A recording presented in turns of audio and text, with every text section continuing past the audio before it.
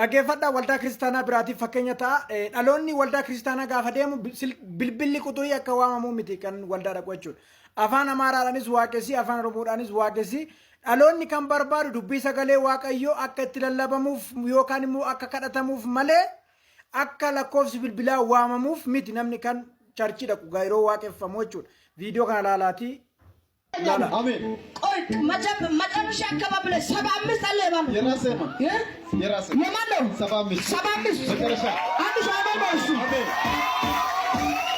ቆይ ይችላል አሁን የኔ ስልክ 954860009 እስቲ አሁን ቶሎ ይሄን መጨረሻው አለ የለም አይምሮ ሼብ ያደረገ ሰው አለ 0954860009 የምለው አሁን አይምሮ ሼብ ያላደረገ ሰው አለ ቀላል ቁጥር ነው ይኸውልህ ቀላል ቁጥር 75 ቦታ አለው 75 ቀጥተኛ ከመጀመር ደግሞ 00 በት 00 11 93 73 75 አዳም ደብለ ታዲያ ከበረ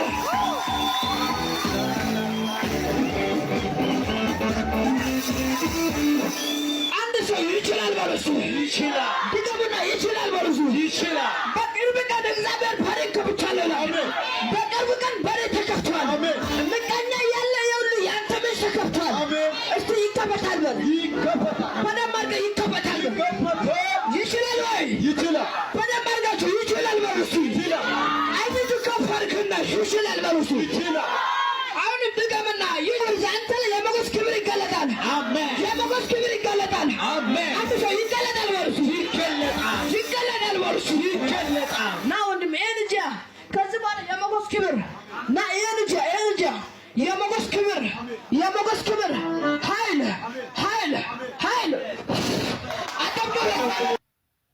bara dhaloonni dubbii sagalee waaqayyootiin qoosaa jiru keessa jirra. Bara raajonni sobduu waldaa himoo irratti baatee maqaa waaqayyoof maqaa raajotaa xiqqeessitu keessa jirraachuudha. Bara daa'imni fuulbiitiitti baatee dubbii sagalee waaqayyootiin qoostu keessa jirraa jechuudha. Isa kana kan godhe eenyu kan waldaa geggeessu abbaa hafuuraa waldaa sana keessaa. Dhaloonni ammaa kan barbaadu waldaa kiristaanaa keessatti akka dubbiin sagalee waaqayyoo lallabamu barbaada. Akka waa'ee mootummaa waaqayyoo maal akka fakkaatuuf dubbiin sagalee waaqayyoo rakkoo isaanii keessatti maal akka itti dubbatu rakkina isaanii keessatti akka ittiin jabaatanii dhaabbataniif sagalee waaqayyoo kan itti lallabamu barbaada malee bilbila yoo ta'e gabaa keessattuu bilbila wal jijjiiranii lakkoofsa bilbilaa sammuu keessatti shamaddaddad godhatanii fudhatanii kan fuulbiititti ba'anii raajan miti jechuudha. Isa kana namarraa fudhattee raajuu dandeessa, dubbachuu dandeessa. Nana mana viidiyoon kun akkasii bira qaqqabu jechuudha. Afaan Oromoo yoon dubbadhe afaan Amaariffaatti akkasii kan abdiin qaba jechuudha. Namoonni haala kanaan ijoollee bobbaastanii dubbii sagalee waaqayyootti akka qoosa warri gootan siniif wayyoo. Manni mana waaqayyooti.